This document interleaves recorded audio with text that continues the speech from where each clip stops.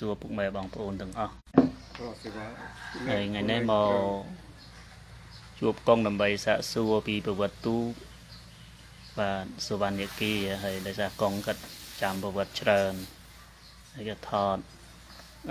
sập hiệt cật để tồn bờ vật đó bỏ tu ngô số văn nhật kỳ bỏ những đầm bầy tốc vậy cái xà hay ta bọc nhóm này cứ cận miền một hà hưng trăng ở đồng bờ tây cha mà hưng trăng và này cận nó phùm cọp máu cùng cội máy sòng của bãi khai tiền mình chạy để lão cật ba mình đầu phùm từng cha hay có chơi con đầm bầy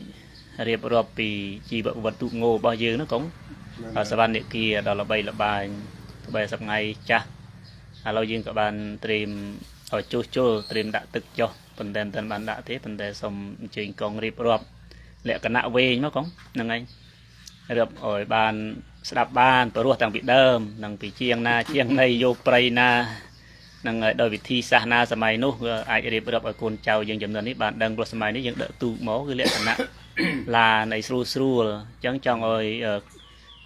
con riệp bật vì bật tất cả sớm mai nô tạm cả trẻ chăm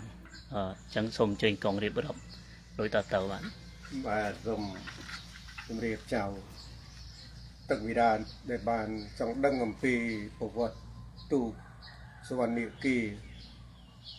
tục swan địa kỳនេះឈ្មោះដើមគឺឈ្មោះកំបុតប៉ុណ្ណឹងឯងឈ្មោះសវណ្ណនាគីអញ្ចឹងឯងមិនមានសវណ្ណនាគីមានជ័យបរមីក៏ខ្មោចដូចសំថ្ងៃនេះទេស៊ីវ៉ាខ្សោយចាប់ផងរៀបរាប់តើហើយទូកនេះប្រភពដើមឈើរបស់ជាតិដែលយើងទៅយកមកហ្នឹងនៅព្រៃខុនស័កទៅពីងក្រុមខេត្តឧត្តរមានជ័យសពថ្ងៃកន្លែងនោះវាคล้ายទៅជាចំការដំឡូងអស់បាត់ទៅ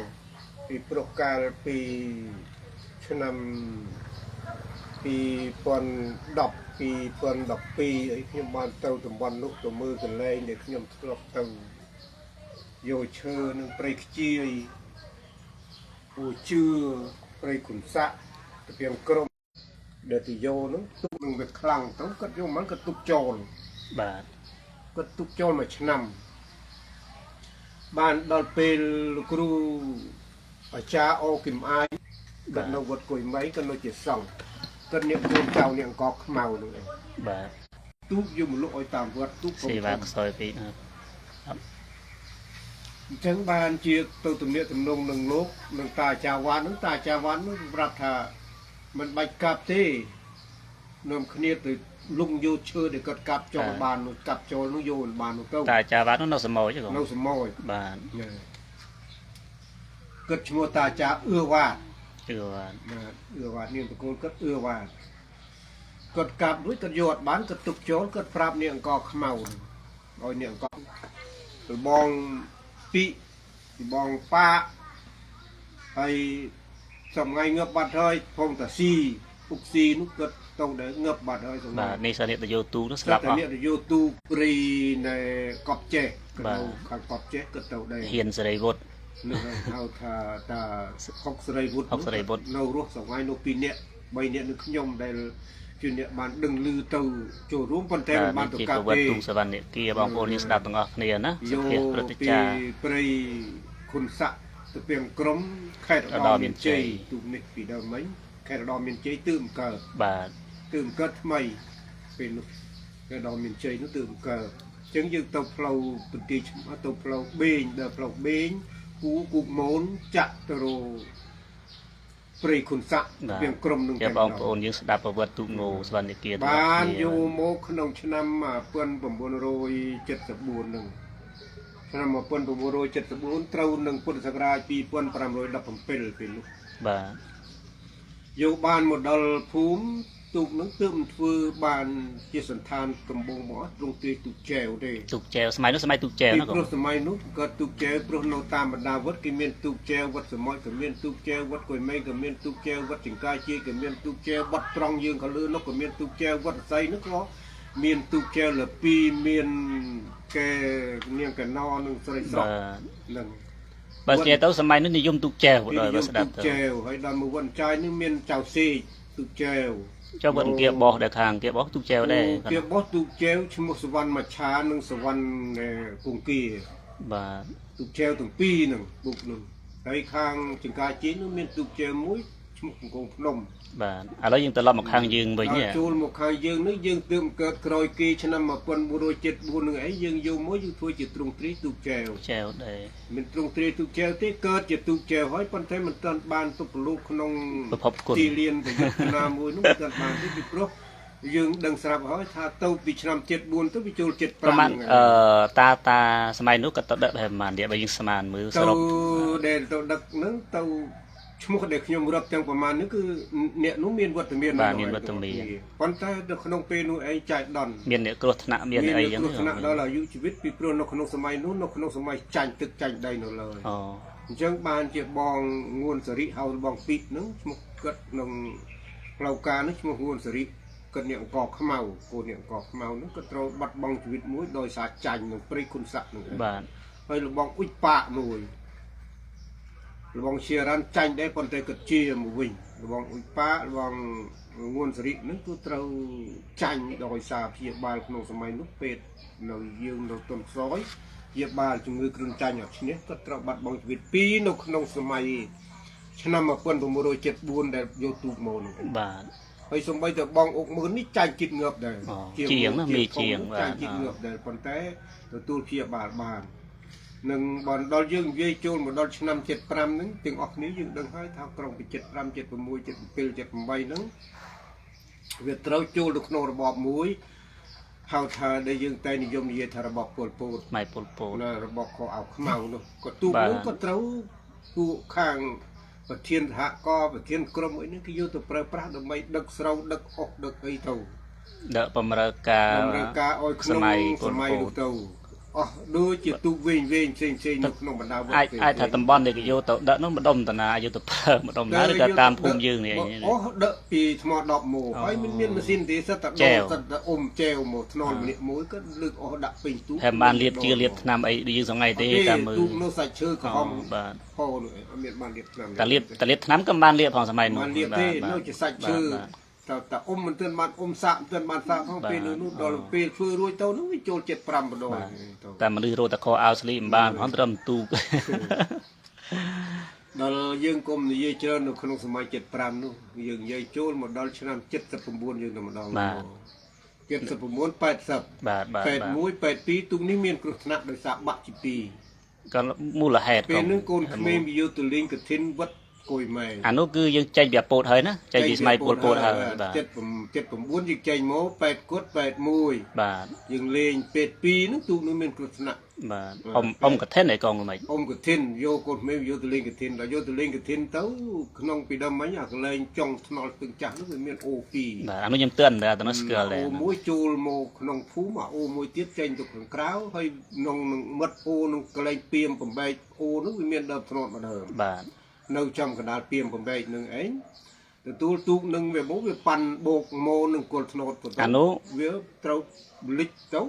វាលិចបើវាសិនជាវាលិចកាប់ដូចទេ អានោះត្រឡប់មកពីប៉ណ្ណាំងវិញ មកពីកឋិនវិញ បាទមកពីកឋិនវិញ កូនក្មេងវានឹងចុះលូតចូលតាមផ្ទះវាអស់ទៅនៅសល់តែម្នាក់ពីរនាក់នឹងយកទូកនឹងទុកគេងវាឈ្នះ បានន័យថាចំណុះដែលយកទៅចែវនោះគាត់បានឡើងគោអស់នៅតែក្មេងតិចតិច នៅទៅនៅ3 4នាក់នោះទៅទាញវាឈ្នះហើយបើសិនជាពេលដែលវាប៉ាន់ចូលទៅនឹងគល់ធ្នោតនោះបើសិនជាវាផ្កាប់ដូចជាមិនអីទេតែវាទទួលវាផ្ងា បាទ ទទួលវាផ្ងាវាជក់ទឹកពេញបឹកមកកាច់ជាពីរផក បាទសរុបមកតំណោះគឺយើងថាប្រើពាក្យស្ទឹងចាស់ជាមកថ្ងៃ បាទចុងទឹកចាស់ ចុងថ្នល់ ចុងថ្នល់ ចុងថ្នល់ បាទហើយអ្នកខ្លះយើងឃើញស្ទឹងមួយបំបែកទៅរកប្រៃអភិរិយអវេនោះណាហ្នឹងហើយហ្នឹងគឺលែងតែហ្នឹងហើយ បាទ បាទ មានអូបែក3ដល់យើងនិយាយពីកន្លែងនៃវាបាក់នឹងមកក៏អ្នកស្រុកអង្គខ្មៅនឹងទាំងអស់គ្នាប្រជាជនលោកអញ្ញាធមមានលោកពុកហ យើង ម ពង ជា សុ ប្រ ភាព ធាន កងពីប្រវត្តិសវណ្ណគាណាបាទស្ដាប់ទាំងអស់គ្នា លោកពុកហមជាប្រធានហើយលោកមិនសខននឹងជាលោកគោបាលលោកអុកស៊ីជាអនុប្រធានហើយខ្ញុំនេះជាវត្តពធភូមិនឹងនាំគ្នាថ្នាក់ភ្នែកពិភាក្សាគ្នាដើម្បីរៀបចំទូកនឹងមកវិញ បាទ ដល់រៀបចំទូកនឹងមកវិញមកពិភាក្សាជាមួយបងជាងអុកមើលនឹងថាយើងត្រូវធ្វើយ៉ាងណាដើម្បីឲ្យទូកនឹងបានកើតមកវិញក៏ គាត់នឹងឲ្យយើងស្វះស្វែងរកឈើប៉ុន្តែរកឈើក្នុងពេលនឹងអីក៏វាជាការលំបាកដែរឈើមានតែតាមដេប៉ូហើយក្រកគីទៀតចឹងយើងត្រូវស្វះស្វែងទៅទិញដល់សៀមរាបដល់កន្លែងសៀមរាបនោះបានឈើគីក្រកគីនឹងយកមកដើម្បីមកតបតទូកនឹងឲ្យបានកើតនៅក្នុងឆ្នាំ1900ក្នុងឆ្នាំ1983 បានតែបាក់ ឆ្នាំ84ហ្នឹងវាត្រូវក្រោយពីកើតភ្លាមឆ្នាំនោះគឺមានគូប្រកួតឆ្នាំនោះឯងតែចង់សួរតែបាក់82ណាកងបាក់82ប៉ុន្តែបានជួសជុលឆ្នាំ84បាទ84ហ្នឹងគឺក្រោយពីជួសជុលហើយហ្នឹងធ្វើមិនធ្វើចែវឬក៏ធ្វើអ៊ំមួយធ្វើទ្រង់ទ្រាយទូកអ៊ំមកវិញធ្វើអ៊ំមកវិញពីព្រោះបានជាធ្វើទ្រង់ទ្រាយទូកអ៊ំមកវិញទូកនេះមុននឹងបាក់វាបានអ៊ំប្រកួតគ្នាជាមួយនឹងទូកវត្តអង្គាបោះឈ្មោះសវណ្ណមច្ឆានៅនឹងសាផ្លូវសៀមសវណ្ណមច្ឆាឬសវណ្ណកងគីសវណ្ណមច្ឆាអូសវណ្ណកងគីសវណ្ណកងគីបាទសវណ្ណកងគីហ្នឹងអានោះកាលនោះវាប៉ុនគ្នាវាប្រវែងគ្នាហើយធ្វើចែវ22ដូចគ្នាបាទដល់វានៅជារៀងចែវទាំងអស់គ្នានឹងអីយកមកប្រកួតគ្នានៅនឹងវត្តផ្លូវសៀមនេះជាប្រវត្តិពិតហើយបាទសុភាពិតបាទវាចាញ់សវណ្ណនេគី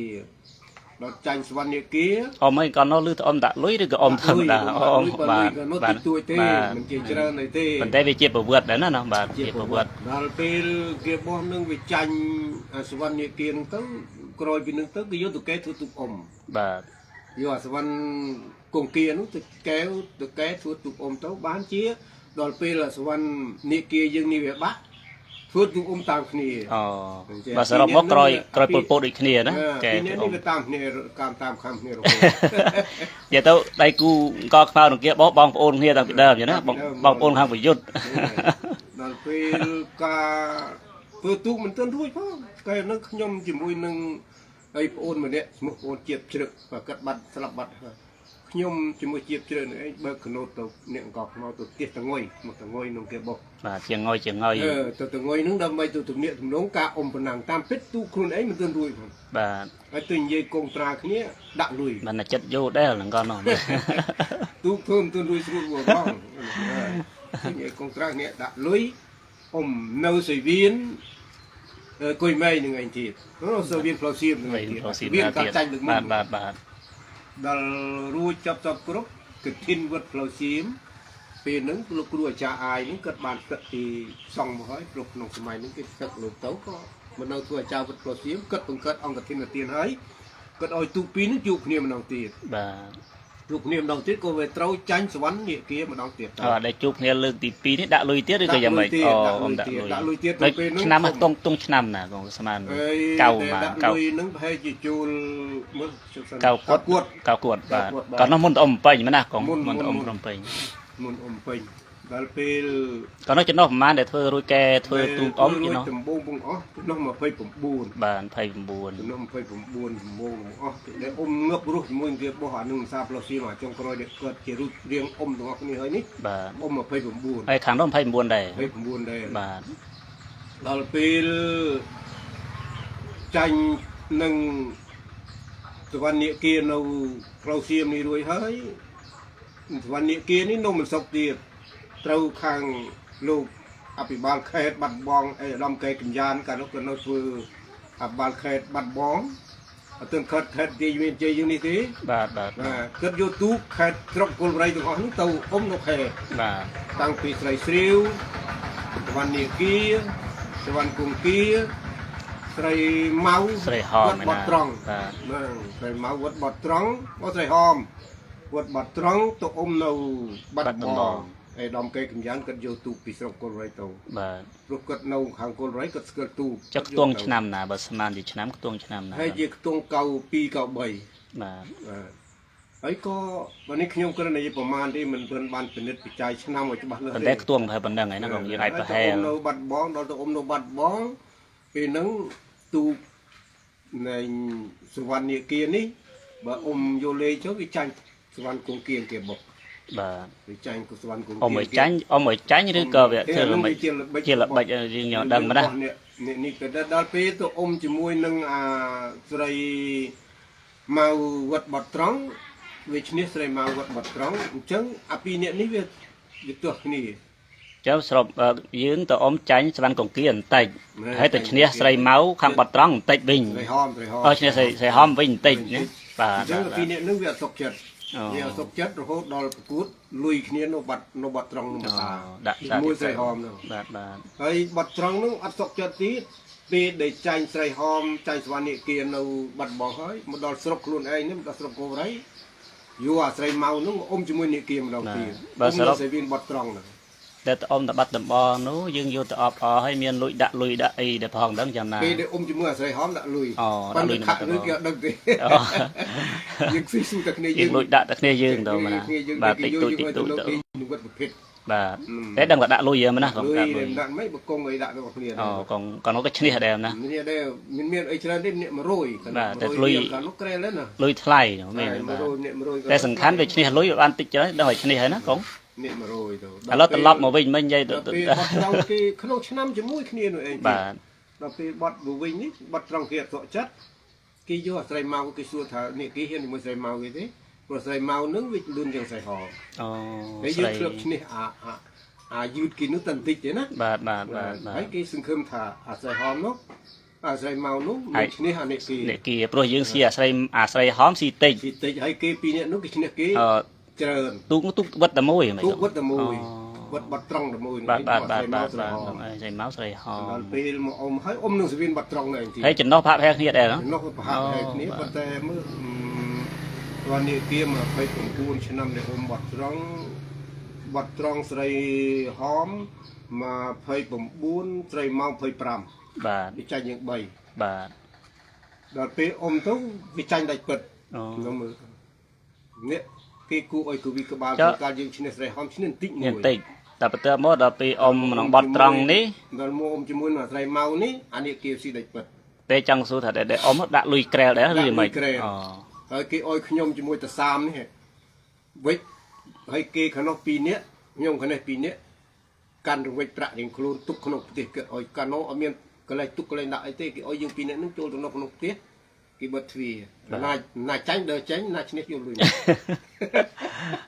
ទៅចុះឯង បាច់មើលទូកទេមិនដល់ពេល អត់បានទេប៉ុន្តែកងលួចទៅមើល បាទ ទុកតសាមឯនោះម្នាក់ឯង3នាក់ក្នុងផ្ទះកងលួចទៅមើល បាទ ទៅមើលទៅ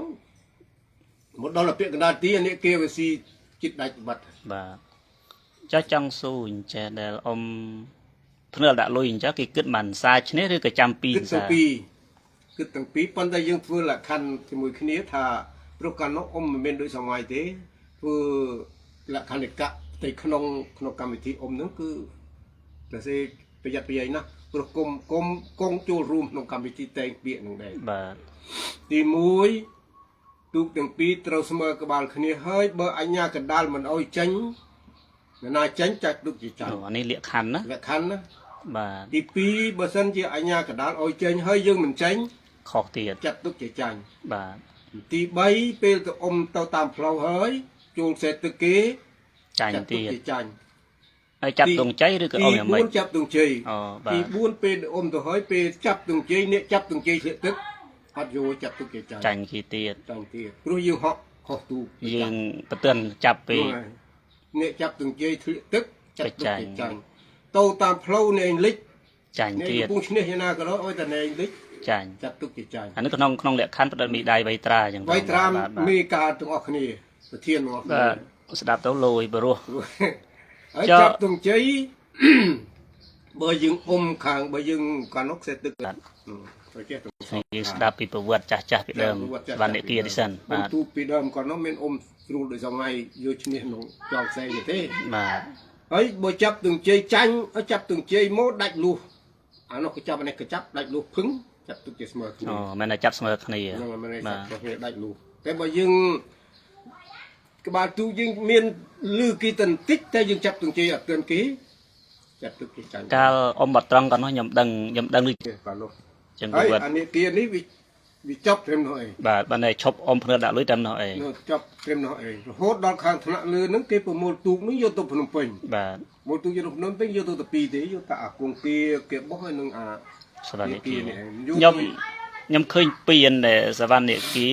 បានឆ្នាំ1993ខ្ញុំបានយកទៅលាងទឹកនោះមួយតែវាបាន2ណាបាត់អស់មួយ មើលវា បាទទៅអាមួយនោះឆ្នាំ2ឆ្នាំ 3ហ្នឹងសង្សារតាទី1 បាទ ទី1ព្រោះវាទៅលេខ1ឆ្នាំ93ទៅលេខ1ដល់ឆ្នាំ92នេះបាទលើក្រោយទៅមួយឆ្នាំទៀត93 94នេះទៅមួយឆ្នាំទៀតនេះទូកនេះតកូនក៏ត្រូវគេដាក់ចំណុះ33បាទដល់ដាក់ចំណុះ33វាទៅរឿងជាមួយនឹងអាស្រ័យមកមានរិទ្ធខេតតកែវបាទអានោះអ៊ំក្រៅផ្លូវការអ៊ំប្រាក់ក្រៅផ្លូវការដាក់លុយបាទដល់អ៊ំក្រៅផ្លូវការដាក់លុយទូកយើងវាទូចជាងវាហើយអ៊ំយោតមិនសានោះឯងស៊ីសងលុយកាលនោះទើគ្នាលីជីវ៉ាប្រងវៃគ្នាបាក់ពលីខិតលើស្វាញ់គិតទៅចាស់ពីកណ្ដោះក៏រត់ទៅវៃគ្នាដែរលោកភ្នំពេញកាលនោះគេអុយដេកនឹងកំពង់ផែបើ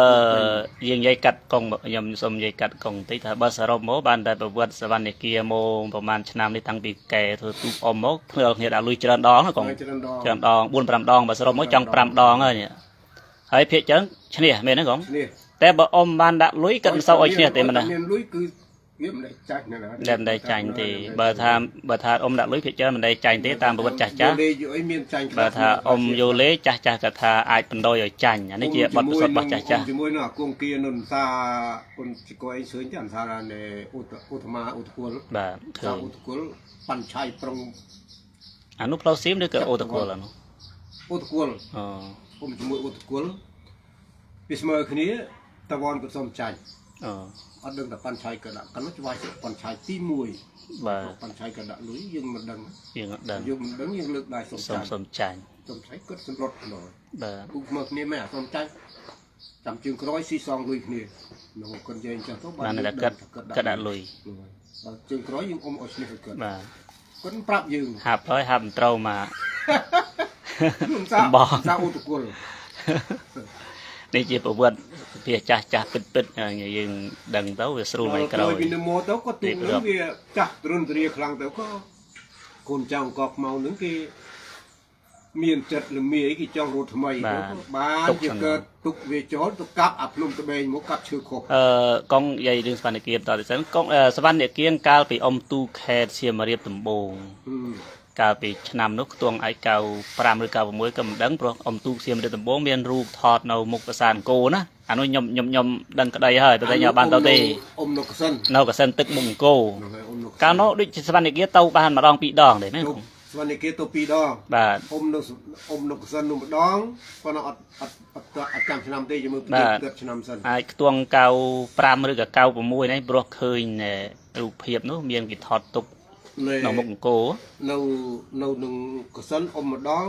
អ៊ំស្ទឹងសៀមរាបម្ដងវាទៅម្ដងហើយបានចំណាត់ថ្នាក់អីសំរុំកើអត់យ៉ាងណាថ្នាក់សំរុំអ៊ំនៅកសិន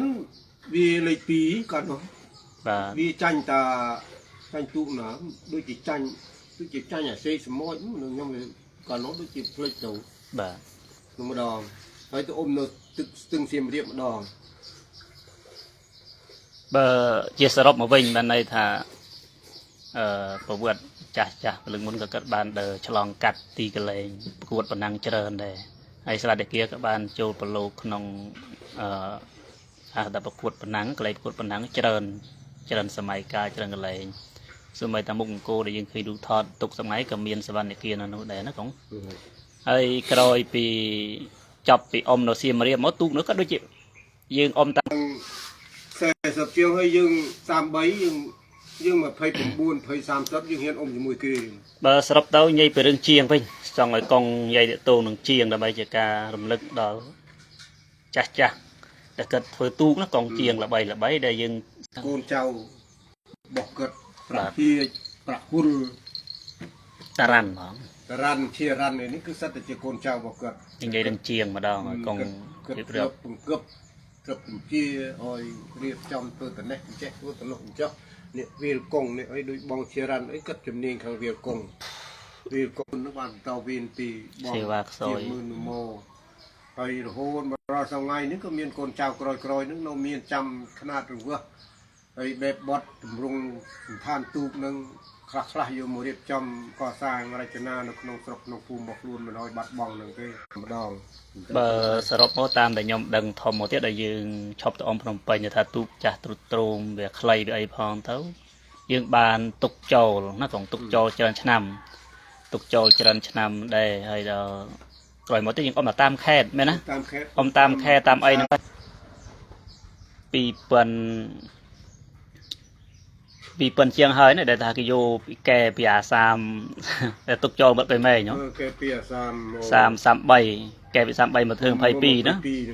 បាទก่อนនោះឆែកនៅខ្ទង់ឆ្នាំ2008 2009ជាងហៀកយកមកចាស់គាត់អត់ឈើធ្វើ22ទៅគេអ៊ំ22ហើយយកមកកែធ្វើ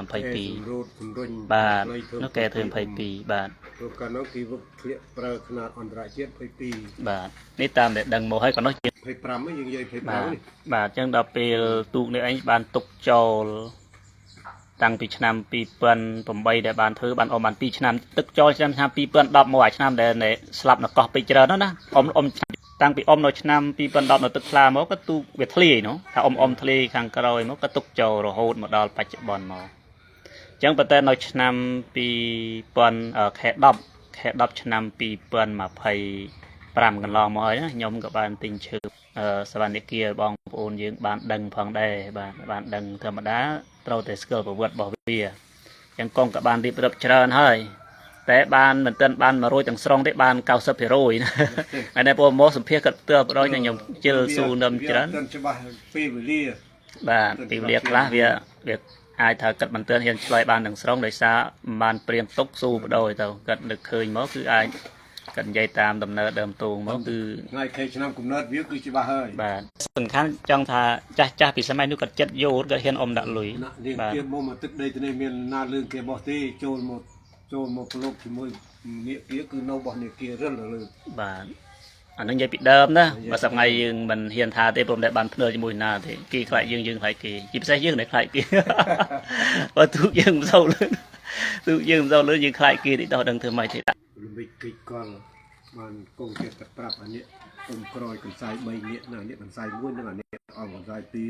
ឥឡូវចុងក្រោយហើយដោយសាររៀបរាប់មករៀងយូរហើយចុងក្រោយចង់ឲ្យកងផ្ដាំផ្ញើតាក់ទងទៅនឹងការទូកវែងធម្មតាទូកវែងមានមនុស្សច្រើនមានគណៈកម្មការមានចំណុចអីចង់ផ្ដាំផ្ញើជាទូទៅមិនថាទៅទូកយើងទូកគេ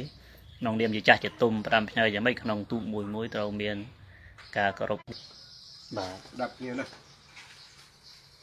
ពីព្រោះនៅក្នុងទូកទាំងមូលយើងបែងចែក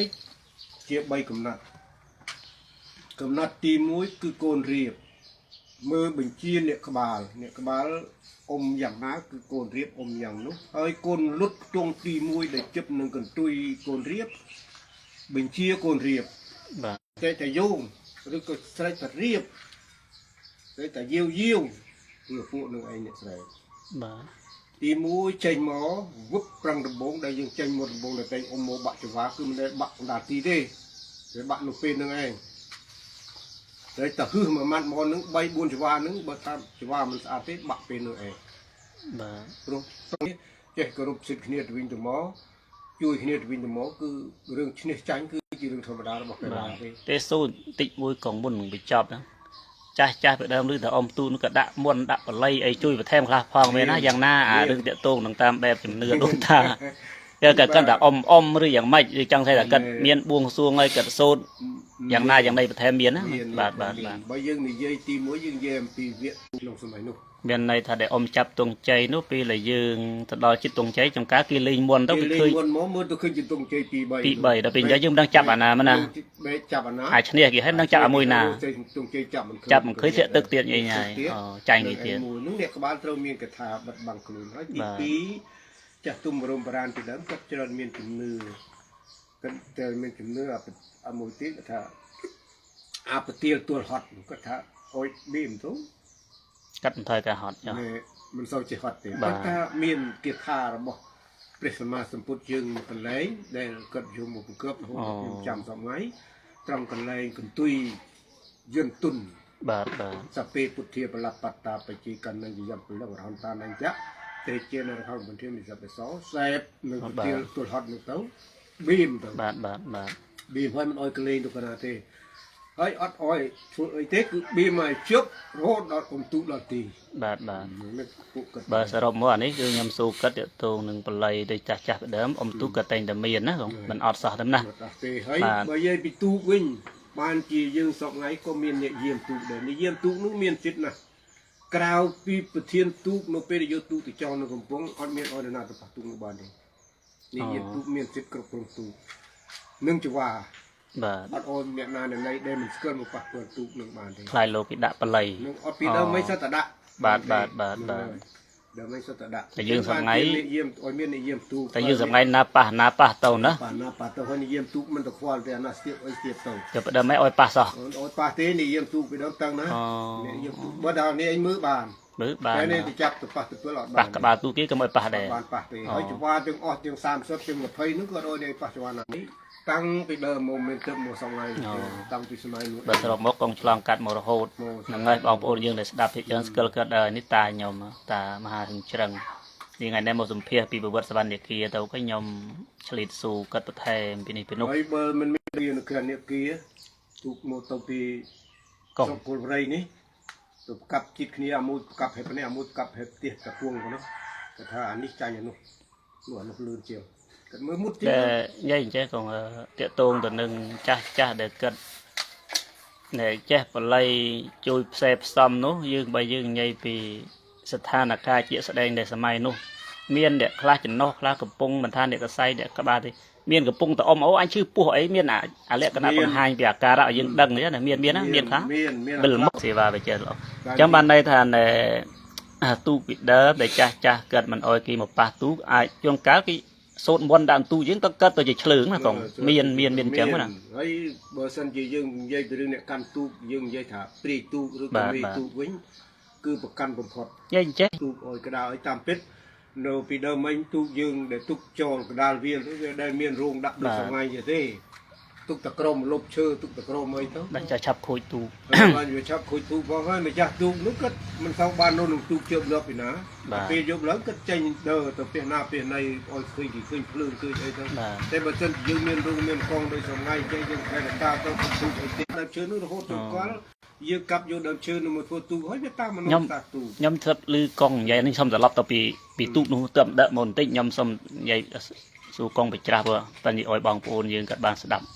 ខ្ញុំធ្លាប់ស្ដាប់កងកាលមុនថាទូកនេះកាលដឹកយកមកនៅកណ្រនោះណាធ្វើលងខ្លាយទៅនៅកណ្រមកដល់ភូមិកកមកងថាកណ្រមានភ្លើងតាមមកហ៎បងអូតាមអានេះទៅយកទូកចាស់នោះច្រឡំអានេះចាស់ដែលទៅយកទូកនោះអីកណ្រមេណាកងយ៉ាងម៉េចអូមកកងនិយាយទៅនៅឲ្យចាស់ក៏ក្មេងយើងស្ដាប់នេះ វាមកគ្នានោះគឺតែតែលឺមាត់លឺកោជាមួយគ្នាចុះឯង ឃើញភ្លើងមេម្ដងណាហោះមកអានេះរឿង អូដល់មានតាម្នាក់គាត់តានឹងគាត់ងាប់បាត់ទៅហើយមកគាត់តំនួនប្តីយីហុងនេះតានឹងរហូតដល់បាញ់ចាវ៉ាំទៅសន្លត់ទាំងយប់គាត់ស៊ូបានខ្លាច ខៃភ្លើងហោះ នោះហើយបាញ់មកទាំងយប់ក៏បាក់ចាវ៉ាំរត់ស៊ូបាញ់ មួយតាវ៉ាំមួយតំនួន មួយតំនួននោះគាត់អ្នកឃើញហើយទៅនោះឯងគាត់យាមទៅនោះឯង កាលនោះទូកយកមកដល់ដាក់នឹងកន្លែងទៅជួគោកស្បូវគោកខ្មោចនៅភូមិកកខ្មៅណា មកដុំទៅនោះសិតតែពួកគាត់វិញ តំបន់កប់ខ្មោចផងក៏ដល់ពេលអញ្ចឹងទូកនេះវាភ្លើងចេញណាកង ចេញហើយពួកអានេះនៅដូចយើងថាអានេះនៅមុនអានេះនៅក្រោយអានេះមុនមកអានេះក្រោយមក កងសឹកនិយាយប្រាប់ខ្ញុំថាបាទនឹងកងនិយាយចឹងណា ហ្នឹងហើយ អានោះ ពីដើមវាមានមេនហ្នឹងហើយ ចាស់កាលសម័យនោះគាត់លឺមែនណាកងបាទលឺប៉ុន្តែមិនឃើញរូបទេប៉ុន្តែលឺ ភាពឲ្យវាពិតប្រកបជាក់ស្ដែងយើងអត់ឃើញទេប៉ុន្តែសូលឺ លឺមែនណា ជាសូសាប់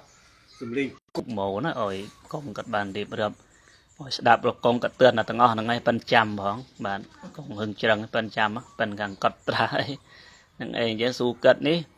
ក្នុងនេះបតកាយើងប្រពាក្យថាដែលពិតកាលបរិច្ឆេទនោះវា 90% ជាងហើយដែលគាត់និយាយបានព្រៀងទុកទេខ្ញុំសម្ភាសគាត់ត្រង់ឲ្យបងប្អូនយើងបានស្ដាប់ទុកជាឯកសារព្រោះបើមិនសម្ភាសគាត់ទេបាត់អស់ហើយប្រវត្តិណាយើងសម្ភាសគាត់ទៅថតជាវីដេអូទុកថ្ងៃក្រោយទៅយើងស្ដាប់ទៅយើងបានដឹងបាទព្រោះខ្ញុំក៏កើតមិនទឿនទេទឿនតែកន្លែងខ្លះមកខ្ញុំដឹងដែរ ក្រោយមកទៀតមកបានគង់វឿងនៃកណ្ដេនៅគាត់ទូ បាទកងបើសរុបមកវិញបើយើងនិយាយថាសរុបមកវិញទូកមិនដែលអត់អ្នកថែរក្សាទេតាមជំនឿចាស់ថាបារមីទូកយើងនិយាយទៅភាសាខ្មែរយើងបារមីនេះមានសំដៅយកបារមីព្រះត្រាស់ដឹងទេសំដៅយកមហិទ្ធិឫទ្ធិសំដៅយកដេជានុភាពដេជាអំណាចរបស់ទូកអញ្ចឹងក៏ខ្មែរយើងបង្កើតទៅពាក្យថាបារមីអញ្ចឹងបាទបារមីសំដៅយកមហិទ្ធិ ជីមិនមែនជាបារមី ជាដេជានៃរបស់ទាំងអស់នោះធ្វើឲ្យទូកនោះខ្លាំងមែនណាកងបើសរុបមកវិញនិយាយរឿងអ្នកអង្គខ្មៅនេះបានន័យថាអង្គខ្មៅយើងនេះធ្លាប់មានប្រវត្តិជោគជ័យខាងទូកច្រើនដែរណាបើនិយាយទៅណាកងប្រវត្តិខ្លាំងដែរពីមុន